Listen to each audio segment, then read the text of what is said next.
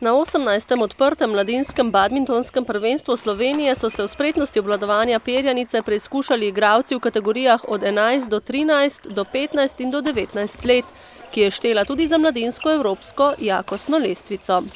In mislim, da se je pripravljalno obdobje, ki smo ga opravili poleti, zelo obrestovalo.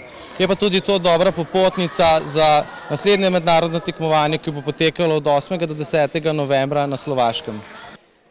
Domači igralci so skupaj zabeležili 4 zmage. 2 je domov odnesla Ema Cizelj, po eno pa Julija Kolenc in Mitja Šemrov, ki je sicer pričakoval uvrstitev v finale v vseh kategorijah.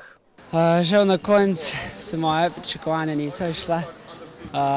Res sem garantiral na single, predvsem na igranje posamezno. Drugo leto imamo evropsko prvenstvo. Tako da s takimi tekmovanji si naberem neke izkušnje. Čeprav je bila letošnja udeležba zaradi gospodarske krize manj številčna, so namerni veseli, da so se turnirja prvič udeležili tekmovalci iz Nizozemske in iz Nemčije.